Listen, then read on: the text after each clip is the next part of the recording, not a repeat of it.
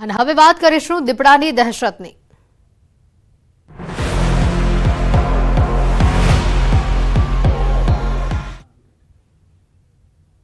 આ દહેશતને લઈને મહત્વના સમાચાર છે રાજકોટથી। રાજકોટ શહેરમાં દીપડો હોવાની વન વિભાગ દ્વારા કબૂલાત કરાઈ છે। ખેડૂતો અને પશુપાલકોને તકેદારી રાખવા અપીલ કરાઈ છે। પશુપાલકોએ ભડકો કરીને રાખવો જેથી દીપડો નજીક ન આવે। રાત્રે ખુલ્લામાં ન સૂવા માટેની પણ અપીલ કરાઈ છે। વાગુદળ, કણકોટ અને યુનિવર્સિટી વિસ્તારમાં દીપડાની વધુ મૂવમેન્ટ સામે આવે છે। ત્યારે 3 પાંજરા મૂકવામાં આવ્યા છે। કણકોટ, ન્યારી ડેમ અને યુનિવર્સિટી વિસ્તારમાં પાંજરા મૂકવામાં આવ્યા છે। વન વિભાગે કહ્યું છે કે શિયાળામાં સિંહ દીપડાની મૂવમેન્ટ વધી જતી હોય છે। શિકાર માટે સિંહ અને દીપડા બહાર નીકળે છે। દીપડાએ સોમવારે મારણ પણ કર્યું હોવાના સમાચાર હતા।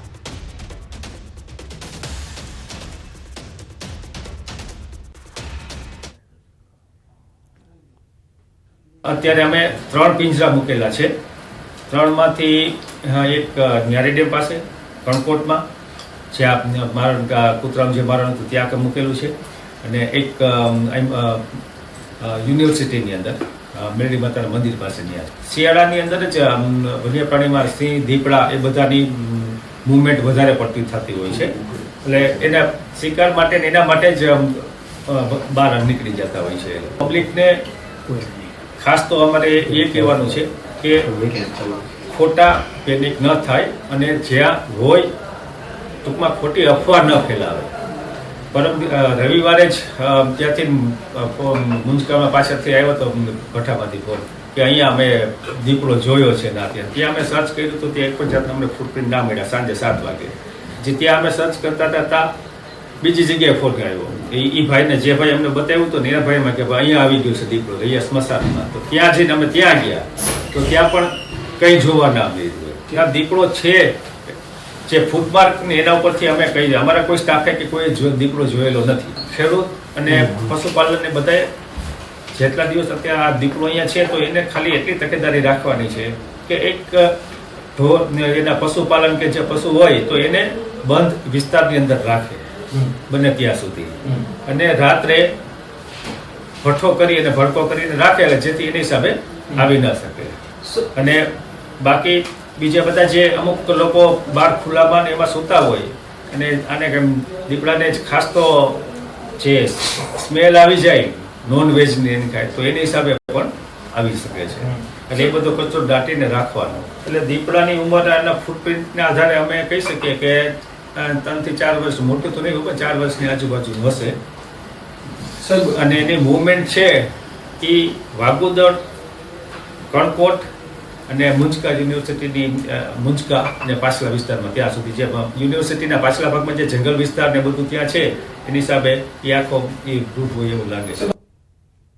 રાજકોટમાં દીપડાની દહેશત વચ્ચે મોટા સમાચાર સામે આવી રહ્યા છે। રામનગરમાં દીપડાના નહીં બિલાડીના ફૂટમાર્કનો ખુલાસો થયો છે। વન વિભાગના અધિકારી કહ્યું છે કે બિલાડીના નિશાન હતા। રામનગરના લોકોમાં દીપડાના દહેશતની આશંકા હતી। વન વિભાગે કહ્યું કે દીપડાના નહીં પરંતુ આ બિલાડીના ફૂટમાર્ક હતા। રાજકોટના અન્ય વિસ્તારમાં દીપડાની દહેશત છે। જોકે રામનગરમાં દીપડાના નહીં પરંતુ બિલાડીના ફૂટમાર્ક હોવાનો ખુલાસો થયો છે।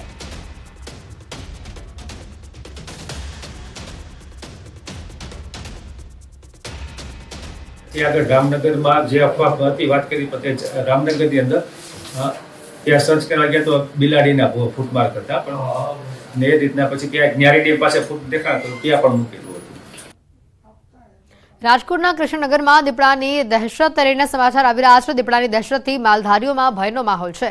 છેલ્લા 10 દિવસથી દીપડો પકડથી દૂર છે। ખેડૂતો સહિત માલધારીઓમાં ડરનો માહોલ છવાયેલો છે। દીપડાએ એક પશુનું મારણ કર્યું હોવાના પણ સમાચાર સામે આવ્યા હતા। રાજકોટના ગ્રામ્ય વિસ્તારોમાં દીપડાની દહેશત જોવા મળી રહી છે। ત્યારે ખાસ કરીને સૌથી વધુ તકલીફ છે એ સીમ વિસ્તારમાં રહેતા લોકોને પડતી હોય છે। ગઈકાલે પણ આ જ સીમ વિસ્તારમાં એક વ્યક્તિ રહે છે જેમને જે છે ત્યાં એમના જ બાજુના ખેતરમાં દીપડો આવી પહોંચ્યો હતો। હાલ આપણે એમની સાથે વાત કરવાનો પ્રયાસ કરીશું। શું કહેશો તમે? કાલે દીપડો આવી ગયો તો તમને કેવી રીતના ખબર પડી?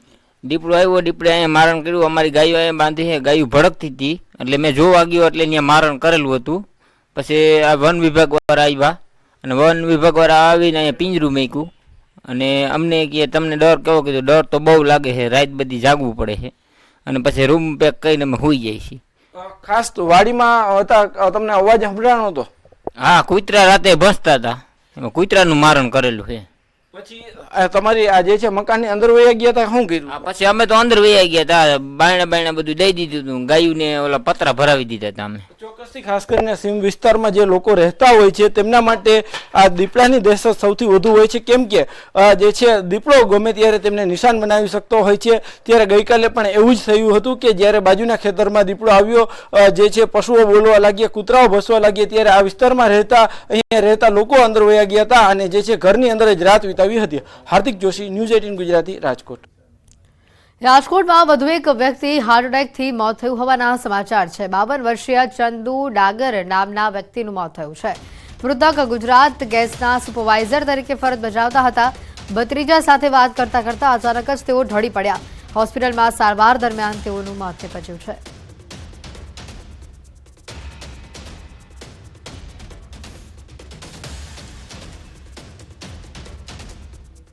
હવે વાત ઘોડીની ભક્તિની.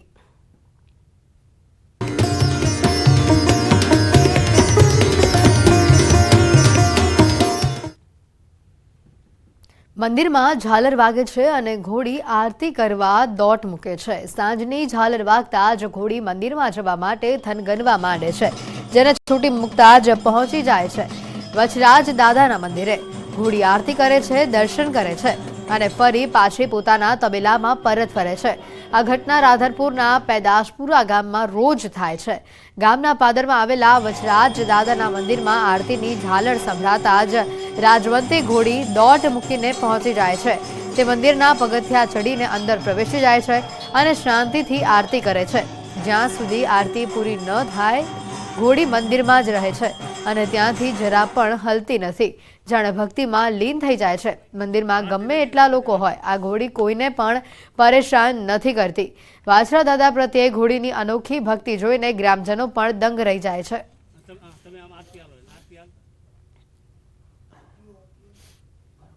ઘોડીને આરતી ટાણું થાય એટલે અમે છોડતા નહીં, તો એના હાથે તોડાવે એમ કરીએ છીએ, અમે છોડી દઈએ છીએ અને વાછડા દાદે આરતી લેવા જાય છે. જ્યારે હું આરતી કરું છું ત્યારે ઘોડી કાયમ આરતી લેવા આવે છે. શું લાગે છે ઘોડીમાં તમને? ચમત્કાર. આરતીમાં ભાગ લેવાનો ઘોડીનો આ નિત્યક્રમ થઈ ગયો છે, જેને જોઈને સૌ કોઈને આશ્ચર્ય થાય છે. વચરાજ દાદા પ્રત્યે ઘોડીનો ભક્તિભાવ જોઈને ગ્રામજનોમાં કુતૂહલ છે. સ્થાનિકો ઘોડીને ચમત્કારી ગણાવી રહ્યા છે. ઘોડીની અંદર દેવી દેવતાઓનું રૂપ હોવાનું પણ માની ગ્રામજનો હવે વચરાજ દાદાની સાથે ઘોડીની પણ પૂજા કરવા લાગ્યા છે. દેવુભાઈ ઠાકોરની ઘોડી 4 માસથી અહીંયા એના ઘેરથી હાથે છોડી મૂકે અને મંદિરે આવી અને પગે લાગે અને મંદિરે આરતી લે, એટલે ખરેખર આ મને એવું લાગે છે ચમત્કારી. અને કંઈ આ વસરાજ દાદાનું કંઈ સ્વરૂપ હોય તો કંઈ કહેવાય નહીં.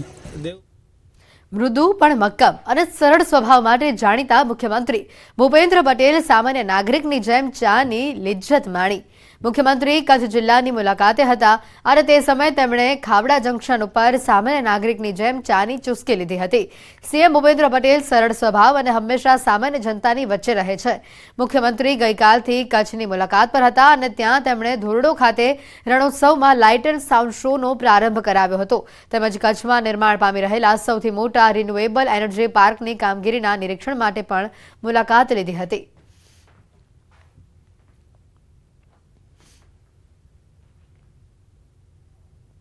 ખેડૂતોનો ગુસ્સો 7મા આસમાને પહોંચ્યો. સુરેન્દ્રનગર પંથકમાં ખેડૂતોએ પોતાના જ ખેતરમાં જીરુના પાકને તબાહ કરી નાખ્યો.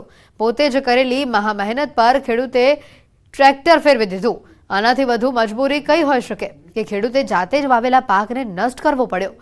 પાણીના અભાવે જીરુનો પાક સુકાઈ જતા સુરેન્દ્રનગર પંથકના ખેડૂતો રોષે ભરાયા હતા.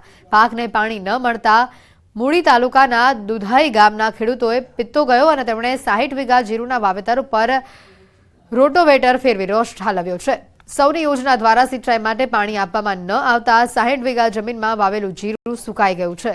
સૌની યોજના દ્વારા શરૂઆતમાં સિંચાઈ માટે પાણી આપ્યા બાદ તંત્ર દ્વારા અચાનક પાણી બંધ કરી દેતા મૂળી તાલુકાના અનેક ગામના ખેડૂતો રોષે ભરાયા.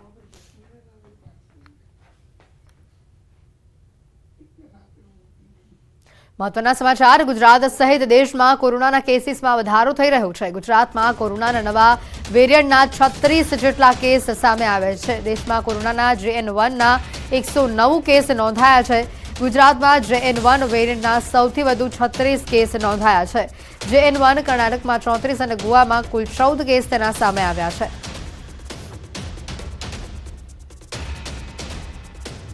आज मुद्दे વધુ વિગત મેળવીશું. ફોન લાઈન પર संवाददाता फराह खान जुड़ाई चुका है. फराह, जिस तरह से ये JN1 वेरिएंट के केसेस सामने आ रहे हैं, आगे भी ये केसेस बढ़ने की संभावना व्यक्त की जा रही है.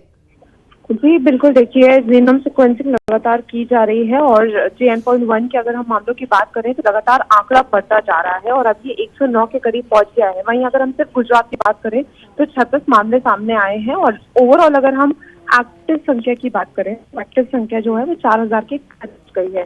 JN.1 का जो हमने देखा था कि एक मामले से शुरुआत हुई थी और अब देखते देखते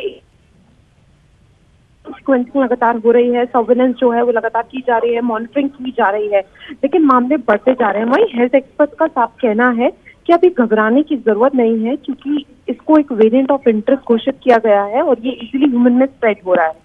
लेकिन इसका मोर्टालिटी रेट नहीं है, इतनी सीवियरिटी नहीं है. केसेस जरूर बढ़ेंगे क्योंकि हर साल ये देखा जाता है कि कोविड का एक सर्ज देखने को मिलता है और ये जो मामले हैं वो लगातार इसलिए बढ़ भी रहे हैं क्योंकि मौसम में बदलाव हुआ है. SARI की बात करें, ILI की बात करें, तमाम रेस्पिरेटरी इन्फेक्शन जो हैं वो पनप रहे हैं.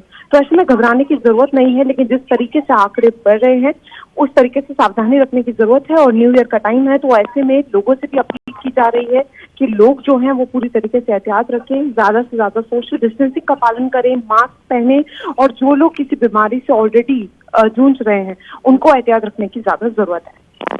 बिल्कुल फराह, इस वेरिएंट के कुछ नए सिम्टम्स सामने आए हैं? जी बिल्कुल, देखिए अगर लक्षणों की बात करें तो इस बार ये देखा जा रहा है कि जैसे पहले सीवियर लक्षण होते थे वो देखने को नहीं मिल रहे हैं. इस बार बहुत ज्यादा माइल्ड लक्षण है. जो पहला मामला सामने आया था उसमें जो देखा गया था कि जो महिला थी वो उभर चुकी थी और उसके बाद जो है दोबारा से उनको री इन्फेक्शन हुआ था. तो मामले यही देखने को मिल रहा है कि काफी माइल्ड इन्फेक्शन है. अगर आपको 2-3 बार फीवर जो है वो रजिस्ट हो रहा है, बार बार आ रहा है, तो आपको डॉक्टर से कंसल्ट करने की जरूरत है और टेस्टिंग कराने की बहुत ज्यादा जरूरत है क्योंकि बीच में देखिए लोग लापरवाह हो गए थे, लोग टेस्टिंग भी नहीं करा रहे थे. तो टेस्टिंग बहुत ज्यादा जरूरी है. टेस्टिंग होगी तो उसके बाद जो है वो जीनोम सीक्वेंसिंग होगी और तब पता चलेगा कि जो नया वेरिएंट है ये किस तरीके से ह्यूमन में स्प्रेड हो रहा है. बिल्कुल फराह, बच्चों के लिए इस वेरिएंट्स में सबसे ज्यादा सावधानी की जरूरत क्या है, क्योंकि कई तरह से ये भी सामने आ रहा है क्योंकि बच्चों के लिए JN1 वेरिएंट सबसे खतरनाक साबित हो सकता है. जी बिल्कुल, देखिए बच्चों की बात करें, जैसे मैंने थोड़ी देर पहले कहा कि जो लोग किसी गंभीर बीमारी से ऑलरेडी जूझ रहे हैं उनके लिए एहतियात रखने की बहुत ज्यादा जरूरत है. और सिर्फ बच्चों को कोविड से ही नहीं बचाना, अभी रेस्पिरेटरी इन्फेक्शन भी है. देखिए अभी हमने चाइना में देखा था निमोनिया के मामले सामने आ रहे थे जिसको वॉकिंग निमोनिया भी कहा जा रहा था, जो मिस्टीरियस था. तो यहाँ पर बहुत ज्यादा जरूरत है कि बच्चे जो है वो हाइजीन मेंटेन कर रहें और मास्क लगाएं. और अभी जैसे न्यू ईयर का टाइम है तो ऐसे में बहुत ज्यादा जरूरी है कि भीड़ भाड़ जैसी जगहों से उनको बचाया जाए और मास्क की आदत उनको भी डाली जाए. देखिए जिस तरीके से मामले बढ़ रहे हैं कहीं ना कहीं वही टाइम आ रहा है कि जो हम देखते हैं कि हर साल केसेस बढ़ते हैं क्योंकि शुरुआत हमने एक्टिव केसेस की 300-400 के करीब देखी थी और आज वो 4000 के करीब हो गई है. वहीं अगर JN के मामले देखें तो JN के 3-4 मामले रिपोर्ट हुए थे और आज 109 मामले हो गए. तो ये कहीं ना कहीं दर्शा रहा है कि सावधानी की बहुत ज्यादा जरूरत है. बिल्कुल फराह, धन्यवाद. जरूर बढ़ेंगे. जी धन्यवाद जुड़ने के लिए.